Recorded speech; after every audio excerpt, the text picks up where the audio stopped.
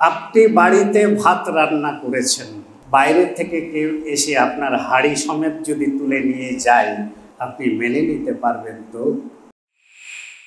আমরা সেদিন বলার চেষ্টা করলাম, কুর্মী মাহাতো এসটি হোক আমাদের আপত্তি নেই, মজুমদার এসটি হোক আমাদের আপত্তি নেই, চক্রবর্তী এসটি হোক আমাদের আপত্তি নেই, বেগম সুলতানা এসটি হোক আমাদের আপত্তি নেই।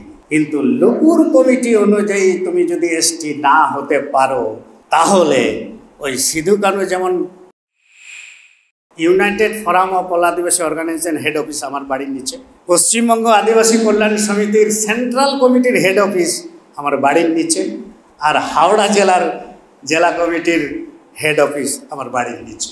উনি এলেন, 3-4 জন উকিল নিয়ে এসেছেন আমার কাছে, আর একটা ব্যাগ নিয়ে এসেছেন বেশ ভারী।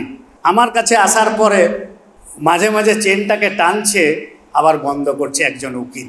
আরেকজন উকিল বলল, খুব বিপদে মিতনবাবু আপনার কাছে এসেছি, আমি একবার দেখছি আর মাথার থেকে ঘাম বেরোচ্ছে।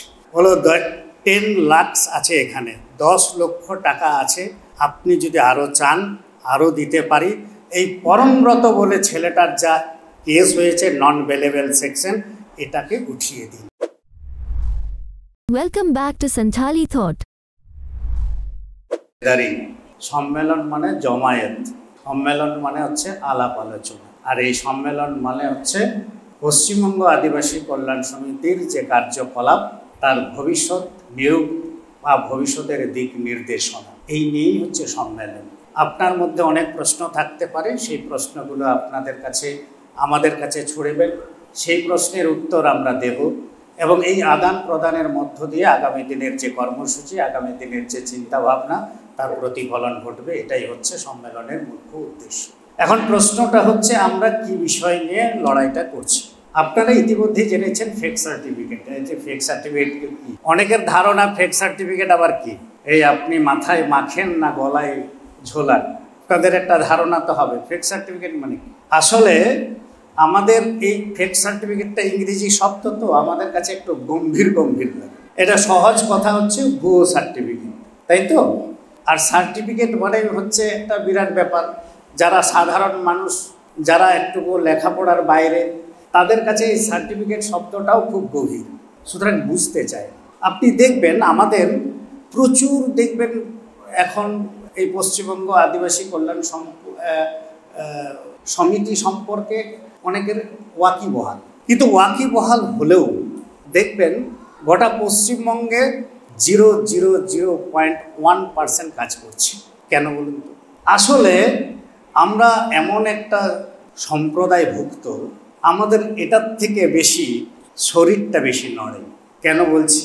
আপনি যান মেলাতে, যান ঠেলাতে, যান, আপনারা তো যান। আসলে গোটা পার্বণটাই হচ্ছে আমাদের রক্তের স্রোতের সঙ্গে মিশে গেছে, যার জন্যে এই মাথা অবধি আমাদের চিন্তাটা একটু কম। এই জন্যেই ওই ফেক সার্টিফিকেটের মতো বিষয়গুলো বোধগম্য হওয়াটা আমাদের কাছে খুব কঠিন। কিন্তু কিছু মানুষ এখনো আমরা এটা বুঝতে পেরেছিলাম। বেশি দিনের সংগঠন নয়, আপনারা অনেকেই জানেন 20 সালে এই সংগঠনটা তৈরি হয়েছে। 2020 সাল, আজকে 25 সাল, 4 বছর।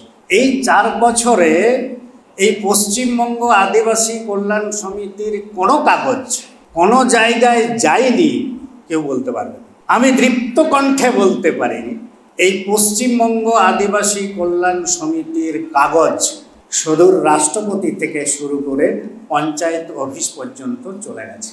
প্রথম দিকে আমরা এই ভুয়ো সার্টিফিকেটের বিষয় নিয়ে অনেকবার বলছিলাম, দিলীপবাবু বলছিলেন, বড় বড় তাবড় নেতারা তখন বলছিল আবার ভুয়ো বলে কোনো কিছু জিনিস হয়নি, কি ফেক কথা বলছেন আপনারা। সেদিন আমরা বলেছিলাম, যদি ভুয়ো ডাক্তার থাকতে পারে, ভুয়ো এসপি সাহেব থাকতে পারে, তাহলে ভুয়ো মানুষ হবে না কেন? তাহলে ভুয়ো মানুষও আছে। তাহলে এরকম কিছু ভুয়ো মানুষ আমরা সেদিন প্রমাণ করে দিয়েছিলাম যে বাজারে ঘোরাঘুরি করছে এরকম প্রচুর ভুয়ো মানুষ, যারা আমাদের অধিকারকে হরণ করছে। আপনি বাড়িতে ভাত রান্না করেছেন, বাইরে থেকে কেউ এসে আপনার হাঁড়ি সমেত যদি তুলে নিয়ে যায়, আপনি মেনে নিতে পারবেন তো? না, ওটা আমি মানতে পারবো না। কিন্তু ফেক সার্টিফিকেট যদি কেউ নিয়েও নাও, তাতে আমার কোনো অসুবিধা ভালো করে বোঝার চেষ্টা করুন। পরোক্ষভাবে যখন ব্রিটিশ পিরিয়ড আমাদের ভারতবর্ষে যখন অবস্থান করছিল, তখন পায়ের বুট দিয়ে যখন আপনার সামনে এই ভারতবর্ষের প্রত্যেকটা মানুষের সামনে উলঙ্গ একদম ছেলে থেকে মহিলাকে নখের ডগায় মারিয়ে দেখে পিষিয়ে দিচ্ছিল, তখনকার যুগ আপনি আপনাদের পূর্বপুরুষ লড়াই করেছে। তারা সেটি সহ্য করতে পারেনি। কেন পারেনি জানেন?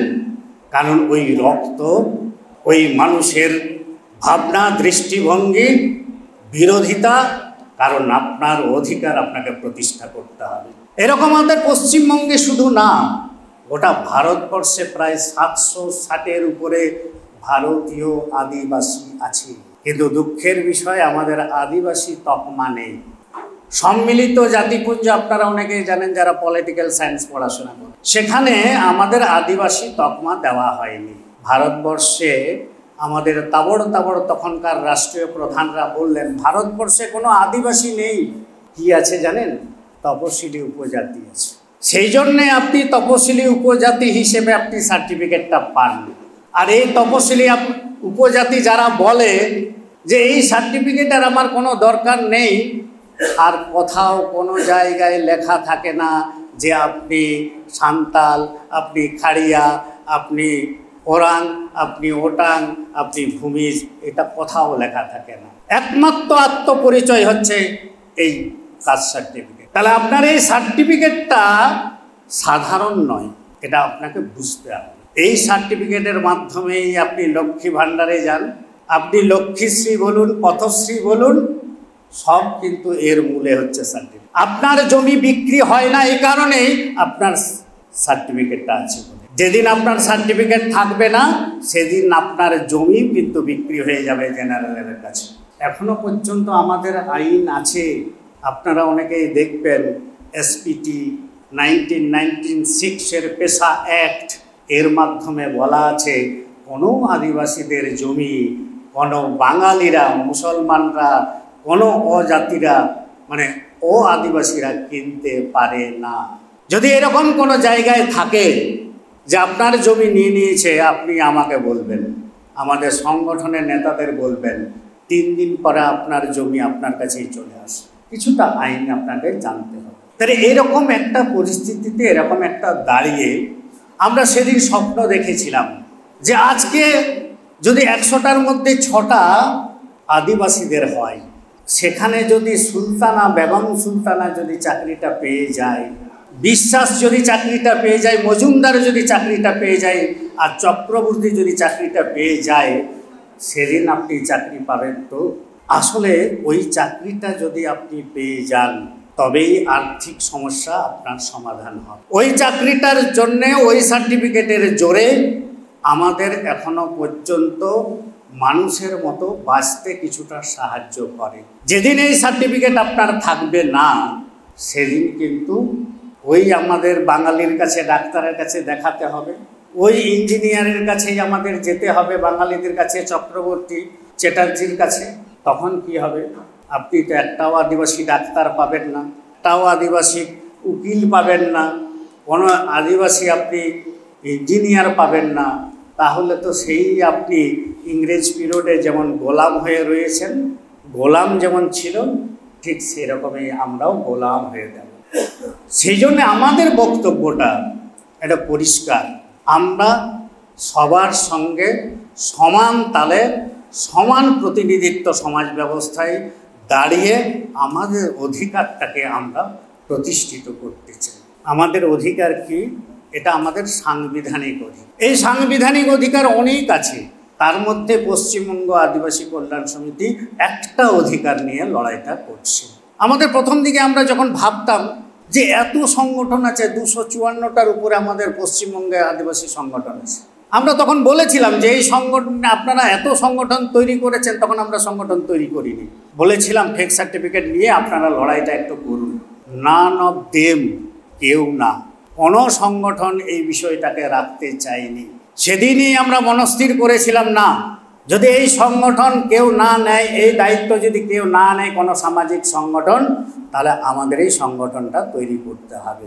তাই কয়েকজন মিলে আমরা প্রথম এই সংগঠনটাকে তৈরি করি এবং সেদিনই আমরা স্বপ্ন দেখেছিলাম যে যদি সত্যিই পশ্চিমবঙ্গ থেকে এই ভুয়ো সার্টিফিকেটগুলোকে তাড়াতে হয় তাহলে প্রত্যেকটা ঘরে ঘরে পৌঁছে দিতে হবে এই সমস্যাটা। এই সমস্যাটা যদি মানুষের কাছে পৌঁছাতে পারি তাহলে কিন্তু আমরা একদিন না একদিন এই সাফল্য লাভটা করতে পারবো। আজকে আমাদের চিন্তার কোনো কারণ, আপনি টেলিভিশন খুললেই দেখতে পাবেন ভুয়ো সার্টিফিকেট নিয়ে প্রচার হচ্ছে, ভুয়ো সার্টিফিকেট নিয়ে লড়াই হচ্ছে। আমাদের প্রচুর সমস্যা, সেই সমস্যা থেকে দাঁড়িয়ে প্রত্যেকটা মানুষের দ্বারে দ্বারে যেমন জল ভাত খায়, প্রত্যেকটা বাড়িতে যেমন আপনি ভাত খান জল খান, ঠিক সেই রকমই যদি আপনারা ভাবতে পারেন তাহলে এই সার্টিফিকেটের আটকানো সম্ভব। আপনি জানেন, মেডিকেল কলেজের একটা উদাহরণ দিই, এগুলো আপনারা শুনে থাকবেন। এই মেডিকেল কলেজে যখন প্রথম আমরা কেসটা করলাম, ঈশিতা সরেনের কেস এখন সুপ্রিম কোর্টে আছে, আপনারা জানেন। অনেক প্রতি বছর মেডিকেল স্টুডেন্ট 50 থেকে 60 জন ভুয়ো সার্টিফিকেট নিয়ে ঢোকে প্রতি বছর। সেখানে তো আমাদের 50-60টা ছেলে মেয়ে আমাদের আদিবাসীরা ঢুকতে পারত, কিন্তু ঢোকেনি। আমরা সেদিন প্রথম ধাক্কা মারলাম মেডিকেল কাউন্সিলে, আমাদের পাত্তাই দিল না। আমি চিন্তা ভাবনা করলাম এই বিষয় নিয়ে একটা ভালো কিছু আমাদের লালন করতে হবে। আমি নিজে বিকাশবাবুর কাছে গেলাম, বিকাশ রঞ্জন ভট্টাচার্য আপনারা জানেন। আমি বললাম, স্যার আপনার সঙ্গে আমি কথা বলতে এসেছি, আমার কোনো টাকা পয়সা নেই। উনি আমাকে বললেন, আপনি ওখানে ঢুকতে গেলে আপনাকে প্রথমে 13,000 টাকা জমা দিতে হবে, তারপরে কথা বলতে পারবেন। আর ওনার ফিস জানেন, একটা অ্যাপিয়ারেন্সে মানে একবার উকিল হাইকোর্টে দাঁড়ালে 1,20,000 টাকা করে দেন। আমি একটু আকাশ থেকেই পড়লাম, চিন্তা করলাম কোথায় এসেছি আমি তো ভেবেছিলাম একটু ছোটোখাটো ব্যাপার, একবার অথল জলে পড়ে গেলাম। আমি বললাম, স্যার আমরা খুব সাধারণ মানুষ, আমাদের কিছু নেই, আমরা কিছু সাংবিধানিক অধিকার নিয়ে আদিবাসীদের জন্য কিছু লড়াইটা করছি। আমি শুনেছি আপনার অনেক কথা, আপনি নাকি সাধারণ মানুষের জন্য বিনা পয়সায় লড়েন, আপনি একটু আমাদের দিকে দেখুন। বলে, আপনি কে বলছেন? আমি পরিচয়টা দিলাম। বলে, হ্যাঁ আপনার কথা কিছু কিছু শুনেছি, ঠিক আছে আপনি একটু বসুন। বসার পরে আমার সঙ্গে দেখা হলো, আমি বিষয়টা বললাম। বেশ কয়েকটা কেস আমরা বিকাশবাবুর কাছে আছে। একটা হচ্ছে ঈশিতা সরেনের কেস, সেটা সুপ্রিম কোর্টে আছে। এছাড়াও আমাদের আছে সুকুমার মাহাতোর যে কেসটা, সেটা উনি আমাদের দেখছেন। আমাদের প্রথম দিকে মনে হতো যে একটা কাল্পনিক চিন্তা ভাবনা করছি। এইরকম একটা সমস্যায় দাঁড়িয়ে বিভিন্ন দিক থেকে আমরা কিছু কিছু সাহায্য পাচ্ছি। আপনারা জানেন, পুরুলিয়াতে যখন শিমুলিয়াতে প্রথম আন্দোলন গড়ে ওঠে, এটা প্রায় লক্ষাধিক মানুষ জমায়েত হয়েছিল, প্রায় 25টা সংগঠনের সঙ্গে যুক্ত হয়েছিল। সেদিন যখন আন্দোলনে সবাই উপস্থিত হয়ে আমরা যখন দেখলাম যে সত্যিকারের মানুষ চাই যে ফেক সার্টিফিকেট নিয়ে কিছু লড়াই হোক, সেদিন কিন্তু আমার মনে হয়েছিল যে আমরা কিছু করতে পারবো। এই ফেক সার্টিফিকেট নিয়ে যখন লড়াই হচ্ছে, দুর্বার গতিতে আন্দোলন হচ্ছে, ঠিক সেই সময় আর একটা সমস্যা এসে হাজির হলো। কি জানেন, কুড়মি মাহাতোরা বলল আমরাও এসটি হব। এত তো অবস্থা এমনি খারাপ, ভুয়ো সার্টিফিকেট নিয়ে লড়াই করছি, আবার কুড়মি মাহাতোরা এসে বলছে আমরাও এসটি হব, আমরা আদিবাসী। আমরাও ভাবলাম হ্যাঁ তারা তো আদিবাসী, তাহলে তারা তো লড়াই করতেই পারে। আমাকে অনেকেই বলা করছে ছেড়ে দিন, ওনারা আদিবাসী হতে দিন। আমিও ভাবলাম ঠিক আছে। আমি তখন কাগজ একটু ঘাটাঘাটি করলাম। 2004-05 সাল ঝাড়খণ্ড সরকার তাদেরকে এসটি করার জন্য আরজিআই কাতে পাঠানো, রেজিস্টার জেনারেল অফ ইন্ডিয়া আর কি, এগুলোর নাম আছে আর কি, ভারতে পাঠালেন। এই এসটি হতে গেলে 1965 একটা লুকুর কমিটি আছে। সেই লুকুর কমিটি গাইড অনুযায়ী যদি তোমার মিল খায় তাহলেই তুমি এসটি হতে পারবে, আর নাহলে হতে পারবে না। তো সেদিন লুকুর কমিটির গাইডলাইন অনুযায়ী তাদেরকে বলা হলো, না বাবা তোমরা কুড়মি মাহাতোরা এসটি হতে পারবে না, ফিরিয়ে দেওয়া হলো। তারাও তো নাছড় ভান্দা, উড়িষ্যাতে চলে গেল। উড়িষ্যার সরকারও বলল না তোমাদের এসটি করতে হবে, ভোটটা তো পেতে হবে। তারাও পাঠালো 2014 সাল, আবার ভারতবর্ষ ফেরত পাঠিয়ে দিল, না কুড়মি মাহাতোদের হবে না। দিদি বললো হাম কিসি সে কাম নেই, বলো তোমাদের এসটি করে দিচ্ছে না, আসো না আমি এসটি করে দেবো, তবে তোমাদের ভোটগুলো আমাকে দিও ভাই, তাহলে আমি এসটি করে দেবো। 2017 সালে পশ্চিমবঙ্গে আছড়ে পড়লো আন্দোলনটা। 2017 সালে এখান থেকে পাঠিয়ে দেওয়া হলো। এসটি করার জন্য কুর্মীদের ভারতবর্ষ থেকে আবার পাঠিয়ে দেওয়া হলো। বললো না না না, এই এই এই এই ক্রাইটেরিয়াগুলো নিয়ে আসতে হবে। তাই মাঝে মাঝে এখন কুর্মী মাহাতোরা বলে রাজ্য সরকারকে জাস্টিফিকেশন পাঠাতে হবে। দেখবেন কথাগুলো বলে, ওটা আবার কি জাস্টিফিকেশন, আবার কি? আসলে কিছু না, তুমি সিআরআই রিপোর্টের কাছে বা সিআরআই রিপোর্টকে পাঠাতে হবে যে না, আমরা আদিম আদিবাসী হিসেবে আমাদের সত্তা আছে, অতএব আমাদেরকে এসটি করে দাও। তখনও তারা করতে পারলেন না, কোর্ট কেস করে দিলেন।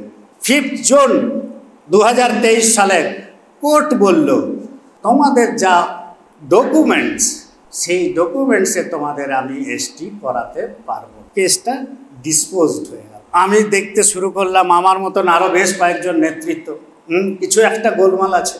আমরা সেদিন বলার চেষ্টা করলাম কুর্মী মাহাতো এসটি হোক, আমাদের আপত্তি নেই। মজুমদার এসটি হোক, আমাদের আপত্তি নেই। চক্রবর্তী এসটি হোক, আমাদের আপত্তি নেই। বেগম সুলতানা এসটি হোক, আমাদের আপত্তি নেই। কিন্তু লুকুর কমিটি অনুযায়ী তুমি যদি এসটি না হতে পারো, তাহলে ওই সিধু কানু যেমন আপনাদের বিরুদ্ধে দাঁড়িয়েছিল, আমরাও এখানে তার রক্তে বাহিত আমাদের অন্তরাত্মা, আমরাও তোমাদের বিরুদ্ধে দাঁড়িয়ে যাব। তোমাদের এসটি আমরা হতে দেব না। সেদিন আমরা বলেছিলাম, তার আগে আমরা আন্দোলন করিনি, কারণ ওরাও বুঝতে পেরেছিল আমরা এসটি হতে পারবো না। অতএব রেল রুখে দাও, কখনো বাস পুড়িয়ে দাও, কখনো রাজনৈতিক নেতাদের গাড়ি ফাটিয়ে দাও, এই আন্দোলন তারা শুরু করলেন। আমরা সঙ্গে সঙ্গে, আমার মতো কিছু মানুষ, আমি সেদিন প্রথম অনুভব করেছিলাম যদি কুর্মী মাহাতোদের সঙ্গে সামনাসামনি টক্কর দিতে হয়, তাহলে এই পশ্চিমবঙ্গ আদিবাসী কল্যাণ সমিতির দ্বারা হবে না। আমাকে অনেকেই বলা বলি করলো, কি মিতনবাবু কি বলছেন আপনি? এত বড় সংগঠন তৈরি করেছেন পশ্চিমবঙ্গ আদিবাসী কল্যাণ সমিতি, 40টা সাবকাস্টের লোক আছে এখানে, কিছুই করতে পারবেন না? বলে না পারবেন। আমি বললাম এর থেকে আরও বড় সংগঠন তৈরি করতে হবে, যে সংগঠনের প্রত্যেকটা পশ্চিমবঙ্গের মানুষ যুক্ত হবে। সেদিন আমি অনুভব করেছিলাম যে যে সংগঠনগুলো আমাদের পশ্চিমবঙ্গে আছে, তার মধ্যে ভারত জাকাতবাজি পারগানা মহল একটু নিচু স্তরে কাজ করে। আমার প্রয়োজন হচ্ছে নিচু স্তরের মানুষ, আর জ্ঞান পাপীকে আমার দরকার নেই। আমরা যারা এসেছি, আমাদের থেকে যারা একটা অংশ এখনো চাকরি করেন, যারা মনে করেন আমার ছেলে মেয়ে আছে, আমি এখন লড়াইয়ে যেতে পারবো না, আমি এখন সুখে আছি, আমার বউকে নিয়ে দার্জিলিং ঘুরতে যেতে হবে, তারা যারা স্বপ্ন দেখছেন যদি কোনোদিন কুর্মী মাহাতোরা এসটি হয়, তাহলে বলে দিলাম আমি আজকে, সেদিন আপনিও চাকরি পাবেন না। লিখে রাখুন আজকে। সেদিন যদি আমরা না ভাবতাম, সেদিন বোঝার পরে, আপনারা অনেকেই জানেন অর্জুন বাবু বলে একজন ব্যক্তি ছিলেন, উনি মারা গেছেন। ওনাকে আমি কন্ট্যাক্ট করলাম, বলে অর্জুন বাবু আমার প্রস্তাব, আপনি, আমার কিছু কথা আছে। ওনাকে বলার পরে সেদিন আমি 3 ঘন্টা আলোচনা করেছি। 12টার সময় ফোন করেছিলাম, আমার এখনো মনে আছে। 3টের সময় ফোন রাখি আমরা। তারপরের দিনে আমি তাকে বোঝাতে সক্ষম হয়েছিলাম গোটা পশ্চিমবঙ্গে এমন একটা অ্যালায়েন্স সংগঠন দরকার, যার মধ্য দিয়ে আন্দোলন করা প্রয়োজন আছে। তারপরে বাঁকুড়াতে মিটিং ডাকা হলো। সেই বাঁকুড়াতে নতুন নাম দিয়ে একটা অর্গানাইজেশন গড়ে উঠল, united forum of all Adivasi organization, যার সংক্ষিপ্ত নাম ইউফা। এবং সেই ইউফার মাধ্যমে প্রথম বন্ধ আমরা দেখেছিলাম গোটা পশ্চিমবঙ্গে। আপনারাও কম বেশি অনেকে অংশগ্রহণ করেছিলেন সেই বন্ধে। আর তারপরে আমরা দেখেছিলাম রানী রাসমণিতে, আপনারা অনেকেই গেছেন, লক্ষ লক্ষ মানুষ গেছেন আপনারা। সেদিন যারা যেতে পারেননি, দূর থেকে তাদেরকে আমরা আমাদের অভিবাদন জানিয়েছিলেন। যারা সামনাসামনি যেতে পারেননি, যারা অভিবাদনও জানারও সময় হয়নি, সেদিন আমাদেরকে সাপোর্ট করেছিলেন, সেদিন আমাদের নিরাশ করেননি। তাই আজকে ইউফা দাঁড়িয়ে আছে, ইউফার নেতৃত্বে আন্দোলন হচ্ছে। এবং ইউফার নেতৃত্বে পরপর আমরা কয়েকটা আন্দোলন করলাম। সিআরআই ডেপুটেশন, ডিসিডাব্লিউ, হাজার হাজার মানুষকে জমায়েত করলাম। দিদি বলতে শুরু করলেন, ওই সিআরআই রিপোর্ট আমি পাঠাবো না, কারণ হচ্ছে ওইটা স্বয়ংশাসিত সংস্থা, ও যদি মাহাতোকে এসটি করে বা না করে আমার দেখার দরকার নেই, আমি যা পাঠাবার পাঠিয়ে দিয়েছি। মোড় ঘুরে গেল। কুর্মী মাহাতোরা বলতে শুরু করলো, ওই লিস্টেড কিছু আদিবাসী আছে, তাদের জন্য আমরা আদিবাসী হতে পারছি না। আমি সেদিন প্রকাশ্যে ঘোষণা করেছিলাম, হ্যাঁ, আমার বাড়িতে আমার রান্না করা ভাত আপনাকে আমি দিতে পারি না। আমার রান্না করা ভাত আমার ছেলে খাবে, আমার মেয়ে খাবে, আমার বউ খাবে, তারপরে যদি বেড়ে যায় উচ্ছিষ্ট কণার মতো, কুকুরের মতো তোমার দিকে ফেলে দেবো, সেদিন তুমি সেগুলো চেটে চেটে খাবে, তার আগে নয়। সেদিন অনেক কষ্ট হয়েছিল কুর্মী মাহাতোদের। জাতিতে জাতিতে দাঙ্গা লাগাচ্ছেন না, তখন মণিপুরের ঘটনা চলছিল। আমরা কেন লাগাবো? আপনি আমার পাশে থাকেন, আপনার সঙ্গে আমার শত্রুতা নেই। আমরা সরকারকে বলছি, আপনি কোনো অসৎ উপায় অবলম্বন করবেন না। আর সেই অসৎ উপায় অবলম্বন করলে ভবিষ্যতে আমাদের পশ্চিমবঙ্গ আদিবাসী কল্যাণ সমিতি না, এই ইউফা নামক যে নতুন অ্যালায়েন্সটা জন্ম হয়েছে, 50টা গণসংগঠনের সংঘবদ্ধ একত্রিত একটা অ্যালায়েন্স, এটা আপনাকে ছেড়ে কথা বলবে না। তাই এখনো পর্যন্ত কুর্মীদের আর এসটি হওয়ার স্বপ্ন, কিন্তু তার মানে এই নয় তারা ভিতরে ভিতরে ফুসছে না, তার মানে এই নয় তারা ভিতরে ভিতরে তারা কোনো পরিকল্পনা রচনা করছে না, করছে। আমরাও তৈরি আছি। আপনারা জানেন আমি ইউনাইটেড ফোরাম অফ অল আদিবাসী অর্গানাইজেশনেরও আমি ওয়ার্কিং কনভেনার। সুতরাং আমরা ওই বিষয়টাকেও লক্ষ্য রাখছি। ওনাদের 20 তারিখে দেখবেন ইয়ে আছে, 20 তারিখে রেল রোকো আছে। আমরা বলেছি এর আগে অনেক কিছু আরও সমস্যা আমাদের কাছে এসছে, আপনারা বিশ্বাস করতে পারবেন না। এমন এমন কিছু জায়গা থেকে সব আমাদের ফোন আসে, আমাদের করতে হয়। পশ্চিমবঙ্গ আদিবাসী কল্যাণ সমিতি যেহেতু কাজটা, একজন বলছিলেন আমাদের নেতৃত্ব যে আপনি টিভি খুললেই না দেখতে পাবেন পশ্চিমবঙ্গ আদিবাসী কল্যাণ, ওয়েস্ট বেঙ্গল শিডিউল ট্রাইব এত আলোচিত হচ্ছে। আমার সঙ্গে নেতৃত্বরা আলোচনা করে, আমার নেতৃত্বরা আমাকে ফোন করে যে মিথুনবাবু আপনারা যা করছেন আমরা সাপোর্ট করি। আমি তো বুঝতে পারি যে আপনারা কি চাইছেন। এমন অফারও এসেছে অনেক, আপনারা অনেকেই হাসবেন। পরমব্রত রায় বলে আমরা কেসটা করেছি, মেডিকেলের স্টুডেন্ট। তো আমার বাড়িতে এগুলো, যদিও বিষয়টা একটু আপনাদের জানার জন্য বলছি কীরকম আমাদের ট্যাকেলটা করতে হয়। পরমব্রত রায় হাইকোর্ট থেকে আমাকে ফোন করা হলো যে মিথুনবাবু বলছেন। আমি বললাম হ্যাঁ। বলে আপনাদের হেড অফিসে আমরা দেখা করতে চাই। বলে আসুন, অসুবিধা কী আছে, আমার বাড়ির নিচটাই হচ্ছে হেড অফিস। 3টে সংগঠনের হেড অফিস আমার বাড়ির নিচটা।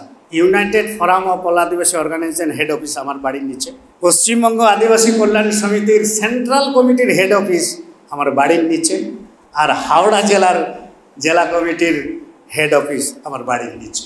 উনি এলেন, 3-4 জন উকিল, 3-4 জন উকিল নিয়ে এসেছেন আমার কাছে, আর একটা ব্যাগ নিয়ে এসেছেন বেশ ভারী। সেদিন আমার বাড়িতে কেউ ছিল না, বিশেষ করে আমার স্ত্রীও ছিলেন না, বাপের বাড়ি গিয়েছিলেন, আর আমার ভাইয়েরা উপরতলায় থাকে তারাও ছিল না। আমার কাছে আসার পরে মাঝে মাঝে চেনটাকে টানছে আবার বন্ধ করছে একজন উকিল। আরেকজন উকিল বলল খুব বিপদে মিথুনবাবু আপনার কাছে এসেছি, আমি একবার দেখছি আর মাথার থেকে ঘাম বেরোচ্ছে। বলো 10 লাখ আছে এখানে, 10 লক্ষ টাকা আছে, আপনি যদি আরও চান আরও দিতে পারি। এই পরমব্রত বলে ছেলেটার যা কেস হয়েছে নন বেলেবেল সেকশন, এটাকে উঠিয়ে দিন। খুব অবস্থার মধ্যে আছি, খুব চিন্তার মধ্যে আছি, কিছু বলতে পারছি না, মানে পুরো ঘেমে ঘেমে যাচ্ছে। বাপের কালো এত টাকা দেখিনি তো, খুব মানে লোভও হচ্ছিল, মনে হচ্ছিল নিয়ে নিই অন্তত, আর তারপর পালিয়ে যাব কোথাও না কোথাও, ওই জম্মু কাশ্মীরের দিকে যদি পালিয়ে যেতে পারি। কিন্তু পারিনি। সেদিন আমার মনে হয়েছিল আমাদের প্রতি পদক্ষেপে না পশ্চিমবঙ্গ আদিবাসী কল্যাণ সমিতির খুব বিপদ। আপনারা যদি একটু সচেতনভাবে না এগিয়ে আসেন তাহলে কিন্তু খুব বিপদ। কারণ পশ্চিমবঙ্গ আদিবাসী কল্যাণ সমিতি একটাই নাম, সেটা হচ্ছে পশ্চিমবঙ্গে এখন কাঁটার মতন দিচ্ছে। নেতাদের, নেত্রীদের, মুখ্যমন্ত্রী থেকে একেবারে যে কোনো লোকের এখন কাঁটার মতন একটাই পশ্চিমবঙ্গ আদিবাসী কল্যাণ। সুতরাং পদে পদে বিপদ আসছে আমাদের। আমি শুধু এইটুকু বলতে পেরেছিলাম, আমি এগুলো কিছু করতে পারবো না, নিতেও পারবো না, যা দেখা হবে কোর্টে দেখা হবে। এর মাঝেও আমাদের অনেক সাংগঠনিকভাবে আমাদের অনেক কিছু চিন্তা করতে হয়, কারণ আমাদের উপর মানুষের ভরসা আছে। পশ্চিমবঙ্গে মেদিনীপুর জেলা থেকে ফোন করে আসছে, দাদা আমাদের হোস্টেলে খুব অবস্থা খারাপ, মেয়েদেরকে এখান থেকে তাড়িয়ে দিচ্ছে, আপনি কিছু একটা ব্যবস্থা করুন। কেন বলছেন? কারণ পশ্চিমবঙ্গ আদিবাসী কল্যাণ সমিতির উপর ভরসাটা জেগে। পুরুলিয়া থেকে বলছে 1 লক্ষ মডেল এখনো হোস্টেলটা হয়নি, আপনারা একটু চিন্তা করুন। কথাই যায়নি। রাষ্ট্রপতির সঙ্গে আমি নিজে দেখা করেছি, আদিবাসী ভবনে আমি ম্যাডামের সঙ্গে দেখা করেছি যে ম্যাডাম আপনার আমি কোনো কথা শুনতে চাই না, আপনি অন্তত এটা করুন। আপনি যদি জম্মু কাশ্মীরে যদি আপনি কালিম্পংয়ে যদি আপনি করতে পারেন হোস্টেলটা রেসিডেন্সিয়াল একলব্য মডেলটা, তাহলে পুরুলিয়ায় কেন করতে পারবেন না? আপনি করুন। এটা আমার জন্য করবেন না, আমাদের সাধারণ মানুষের জন্য করবেন। এই আদিবাসী মানুষরা হোস্টেল না থাকার জন্যে তাদের যে কী অসুবিধা হচ্ছে সেটা আপনি বুঝতে পারছেন না, কারণ আপনি পাখার নিচে আর এসি ঘরে আপনি দেখে স্বপ্নটা দেখছেন, আর ওরা কুড়ে ঘর থেকে স্বপ্নটা দেখে, দুটোর ফারাক আছে। তাহলে এই মানুষগুলোর জন্য আপনি যদি কোনোদিন করে যেতে পারেন, তবু আপনি মনে শান্তি পাবেন যে না, আমি আদিবাসী মানুষের জন্য কিছু করে গেছি। এবং অনেকে বলতে থাকেন, আর ওটা সরকারি লেভেল থেকে ওনারা যা পারবেন চেষ্টা করেন, আমাদের থেকে প্রচেষ্টা কোথায়? আমরা কি আমাদের মধ্যে আছে আত্মসমালোচনা করি? আমি কি 10 জনের কথা বলতে পেরেছি? বলি না। আমি দেখেছি সব জায়গায় যাই, যেখানে আমি বুঝেছি এমন একটা মানুষের কথা আমি বলবো। আমাদের পশ্চিমবঙ্গ আদিবাসী কল্যাণ সমিতির সেন্ট্রাল কমিটির একজন মানুষ, প্রতিদিন তার সঙ্গে ঘুরে বেড়ায়, দুজন হাঁটতে যায়। আমি একদিন হঠাৎ আমার সঙ্গে দেখা, বলে কি দাদা আপনি তো নেতার সঙ্গে ঘুরে বেড়াচ্ছেন, আপনি কি মেম্বার হয়েছেন? বলে না। বলে কেন? বলে না, ও আমাকে কোনোদিন বলেনি। বুঝতে পেরেছেন?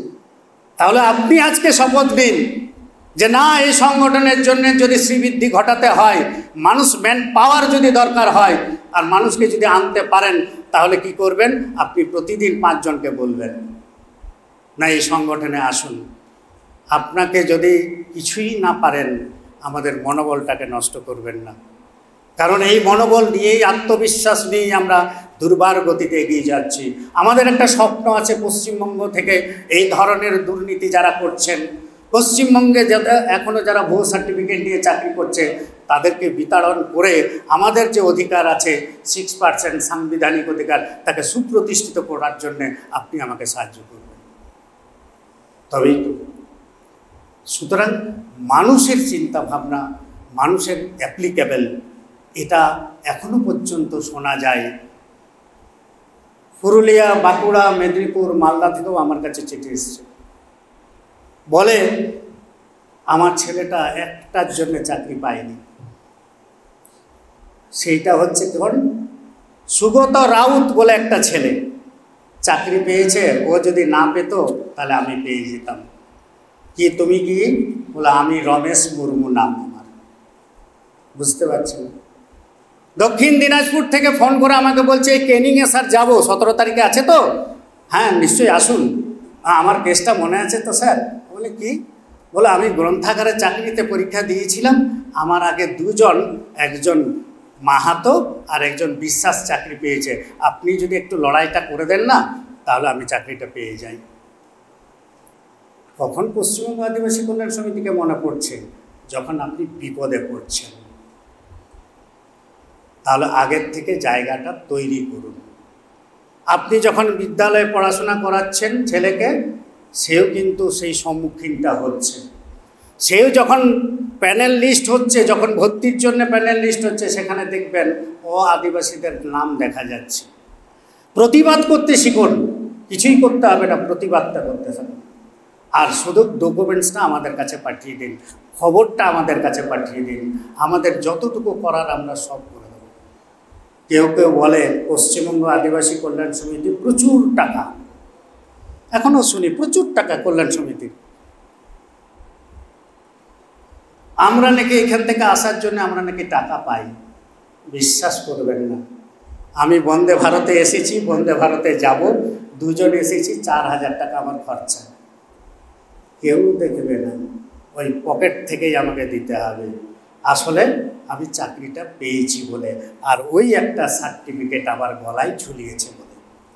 আর এই সার্টিফিকেটটা যদি আমি না পেতাম, ওই মিতন টুডু আজকে চাকরি করতো না, আর আপনাদের সামনেও আমি এইভাবে কথা বলতে পারতাম না। সুতরাং সার্টিফিকেটের যে গুরুত্বটা, সেটাও আপনাকে বুঝতে হবে। আমি আপনাদের বেশি বিব্রত করব না, আমি শুধু এইটুকু কথা বলতে চাই, সেটা হচ্ছে আগামী দিনে এখান থেকে একটা কমিটি তৈরি হবে। সেই কমিটি আগাম ভবিষ্যতে আরও ভালোভাবে কাজ করবেন। আমার আগাম শুভেচ্ছা রইল। আর যে কোনো মানুষ যে কোনো প্রান্ত থেকে কোনো সমস্যা যদি হয়, আপনারা আমাদের 24 ঘন্টা মোবাইল খোলা থাকে, আমাদের বলবেন।